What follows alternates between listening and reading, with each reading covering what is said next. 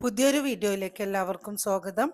കേട്ടറ്റ് category 1 EVSുമായി ബന്ധപ്പെട്ടിട്ടുള്ള revision questions ആണ് നമ്മൾ ഡിസ്കസ് ചെയ്തുകൊണ്ടിരിക്കുന്നത്. ഇന്ന് നമുക്ക് പ്രധാനപ്പെട്ട കുറച്ച് ക്വസ്റ്റ്യൻസ് പരിചയപ്പെടാം. ഫസ്റ്റ് ക്വസ്റ്റ്യൻ, ചുവടെ തന്നിരിക്കുന്നവയിൽ എപ്പിഫൈറ്റ് വിഭാഗത്തിൽപ്പെട്ട സസ്യം ഏത്?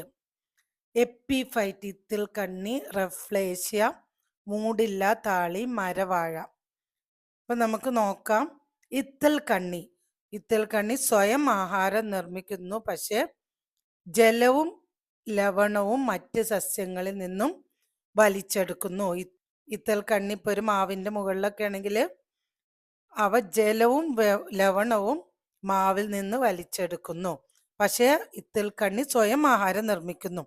അതുകൊണ്ട് തന്നെ ഇത്തിൽ കണ്ണി അർദ്ധപരാതമാണ്, സെമി പാരസൈറ്റ്. പൂർണ്ണ പരാതാണ് മൂടില്ല താളി.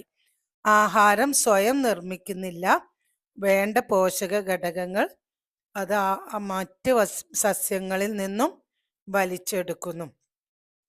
അപ്പൊ ഇവിടെ ചുവടെ തന്നിരിക്കുന്നവയിൽ എപ്പിഫൈറ്റ് വിഭാഗത്തിൽപ്പെട്ട സസ്യം ഏതാണ്? മരവാഴയാണ് കറക്റ്റ് ആൻസർ.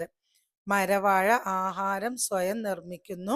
വാസസ്ഥലത്തിനായി മറ്റുള്ള സസ്യത്തെ ആശ്രയിക്കുന്ന സസ്യങ്ങളാണ് എപ്പിഫൈറ്റുകൾ.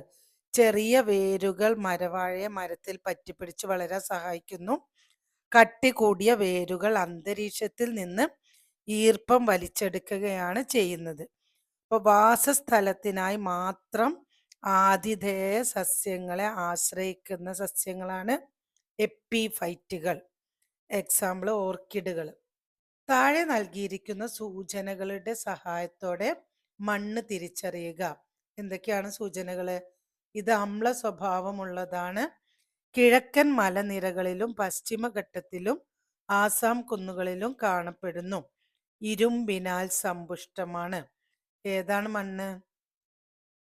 അമ്ല സ്വഭാവമുള്ളതാണ്. കിഴക്കൻ മലനിരകളിലും പശ്ചിമഘട്ടത്തിലും ആസാം കുന്നുകളിലും കാണപ്പെടുന്നു. ഇരുമ്പിനാൽ സമ്പുഷ്ടമാണ്. ലാറ്ററൈറ്റ് മണ്ണാണ് കറക്റ്റ് ആൻസർ. ഏറ്റവും വലിയ ഹൃദയമുള്ള ജീവി? ജിറാഫ്, ഡോൾഫിൻ, നീലത്തിമിംഗലം, ആന. ഏറ്റവും വലിയ ഹൃദയമുള്ള ജീവിയാണ് നീലത്തിമിംഗലം. സസ്യവർഗത്തിലെ ഉഭയജീവി എന്നറിയപ്പെടുന്ന സസ്യം ഏത്? മഷിത്തണ്ട്, ആമ്പൽ, പായൽ, കുളവാഴ. ഉഭയജീവി എന്നറിയപ്പെടുന്ന സസ്യമാണ് പായൽ. പയർ വർഗത്തിൽപ്പെട്ട ചെടികൾക്ക് അന്തരീക്ഷത്തിലെ നൈട്രജനെ നേരിട്ട് വലിച്ചെടുക്കാൻ സഹായിക്കുന്ന ബാക്ടീരിയയുടെ പേരാണ് റൈസോബിയം. പയർ വർഗത്തിൽപ്പെട്ട ചെടികൾക്ക് അന്തരീക്ഷത്തിലെ നൈട്രജനെ നേരിട്ട് വലിച്ചെടുക്കാൻ സഹായിക്കുന്ന ബാക്ടീരിയയാണ് റൈസോബിയം. ഭൂമിയിലെ എല്ലാ കാലാവസ്ഥാ പ്രതിഭാസങ്ങളും ഹരിതഗൃഹ പ്രഭാവവും അനുഭവപ്പെടുന്ന അന്തരീക്ഷ പാളി? Troposphere, stratosphere, mesosphere, thermosphere. എല്ലാ കാലാവസ്ഥ പ്രതിഭാസങ്ങളും ഹരിതഗൃഹ പ്രഭാവവും അനുഭവപ്പെടുന്ന അന്തരീക്ഷ പാളിയാണ് ട്രോപ്പോസ്ഫിയർ. ഏറ്റവും ഉയർന്ന വൈദ്യുത ചാലകതയുള്ള ലോഹം? കോപ്പർ, അലൂമിനിയം, വെള്ളി, സ്വർണം. ഏറ്റവും ഉയർന്ന വൈദ്യുത ചാലകതയുള്ള ലോഹമാണ് വെള്ളി.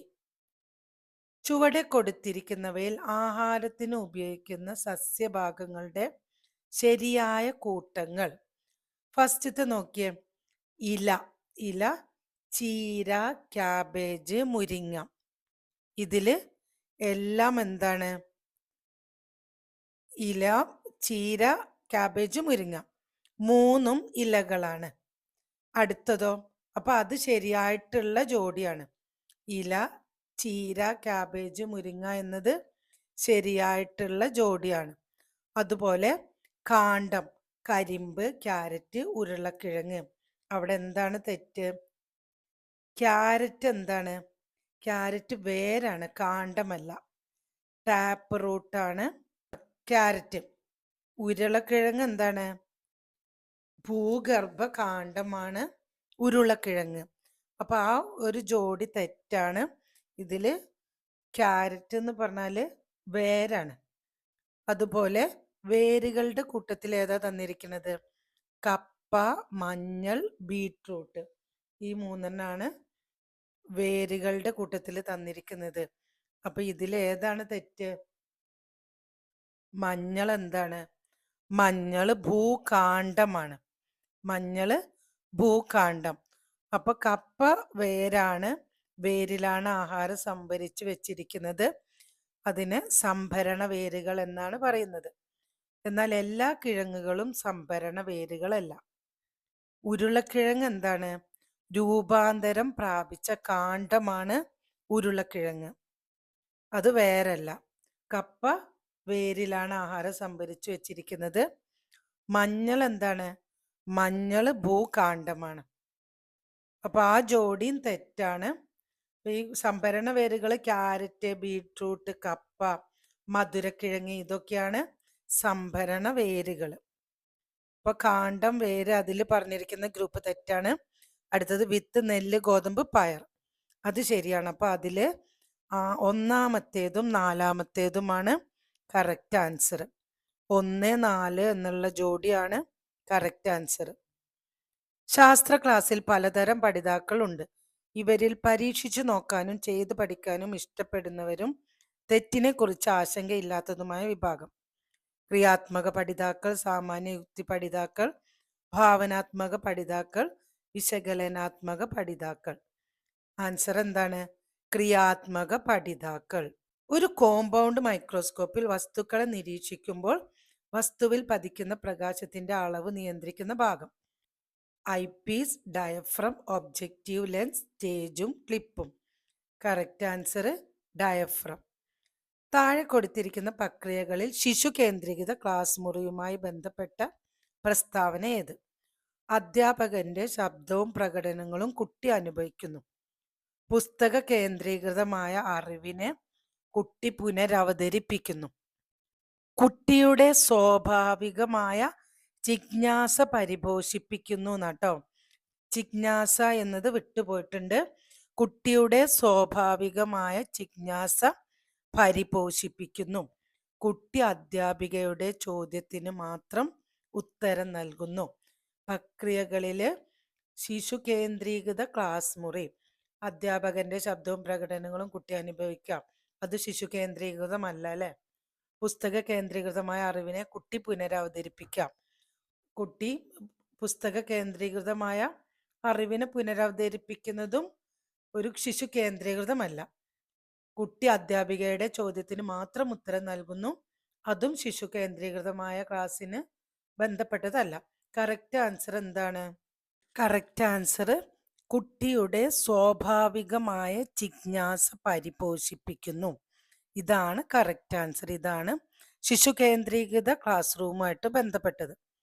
റിക്ടർ സ്കെയിൽ ഉപയോഗിക്കുന്നത് എന്തിനു വേണ്ടിയാണ്?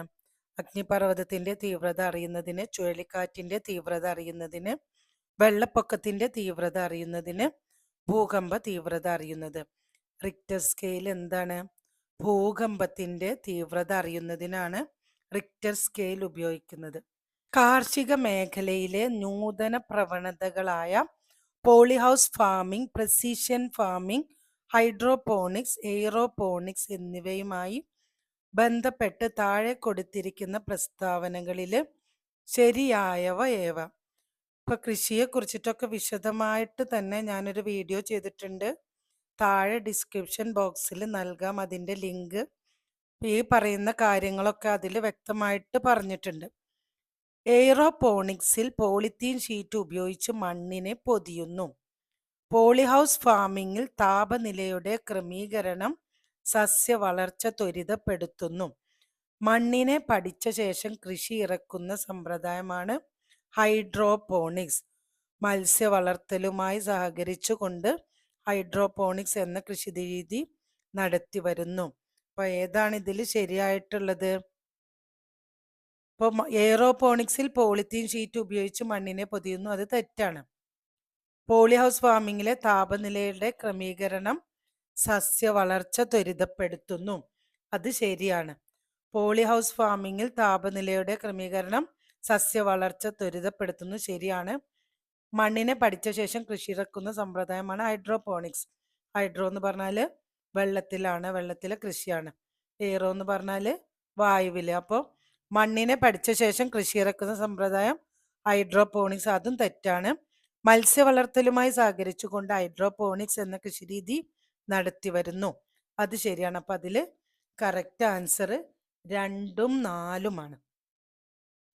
താഴെ പറയുന്നവയിൽ പാഠ്യപദ്ധതി വിനിമയത്തിന്റെ സമീപനവുമായി യോജിക്കാത്ത സവിശേഷതകൾ ഏതൊക്കെയാണ്?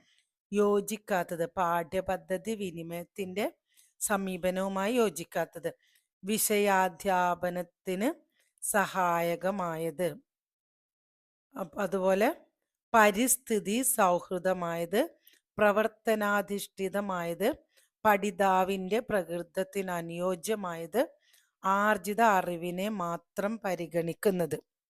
അപ്പൊ ഇതിലേതാണ് ശരി? താഴെ പറയുന്നവയിൽ പാഠ്യപദ്ധതി വിനിമയത്തിന്റെ സമീപനവുമായി യോജിച്ചതാണ് പരിസ്ഥിതി സൗഹൃദമായത്, പ്രവർത്തനാധിഷ്ഠിതമായത്, പഠിതാവിന്റെ പ്രകൃതത്തിന് അനുയോജ്യമായത്. അപ്പൊ യോജിക്കാത്തത് വിഷയാധ്യാപനത്തിന് സഹായകമായത്, ആർജിത അറിവിനെ മാത്രം പരിഗണിക്കുന്നത്. 1ഉം 5ഉമാണ് യോജിക്കാത്തത്. ഇനി ലാസ്റ്റ് ക്വസ്റ്റ്യൻ: മുഗാപട്ട് എന്ന തരം സിൽക്ക്, മുഗാ സിൽക്ക് ഉൽപ്പാദിപ്പിക്കുന്ന സംസ്ഥാനം ആസാം, തമിഴ്നാട്, കർണാടക, മിസോറാം. എന്താണ് ആൻസർ? ആസാമാണ്. ആസാമിലെ കാസിരംഗ ദേശീയോദ്യാനത്തിനടുത്തുള്ള പ്രദേശങ്ങളിലാണ് മുഗാപട്ട് കൂടുതലായി ഉൽപ്പാദിപ്പിക്കുന്നത്. ഇത് ലോകത്തിൽ എവിടെയും കാണാത്ത ഒരു തരം പട്ടുനൂലാണ്. ആസാമീസ് സിൽക്ക് എന്നും ഇത് അറിയപ്പെടുന്നു. സ്വർണ്ണ നിറത്തിലുള്ള പട്ടുനൂലാണ് മുഗാപട്ട്. ഇത് വളരെ ഈടുറ്റതും തിളക്കമേറിയതുമാണ്. അപ്പൊ മുഗാപട്ട് ഉൽപ്പാദിപ്പിക്കുന്നത് ആസാമിലാണ്. അപ്പൊ എല്ലാവരും വീഡിയോ കണ്ട് നന്നായിട്ട് പഠിക്കുക. എക്സാം അടുത്ത് വരികയാണ്. ഈ കേട്ടിട്ട് നിങ്ങൾക്ക് കിട്ടുക തന്നെ ചെയ്യും. EVS ടോപ്പിക്കുകളുമായി ബന്ധപ്പെട്ട വീഡിയോകളുടെ ലിങ്ക് ഞാൻ താഴെ ഡിസ്ക്രിപ്ഷൻ ബോക്സിൽ നൽകാം. അപ്പോൾ എല്ലാവരും കാണുക. അതുപോലെ വീഡിയോ ഇഷ്ടമായെങ്കിൽ ലൈക്ക് ചെയ്യാം.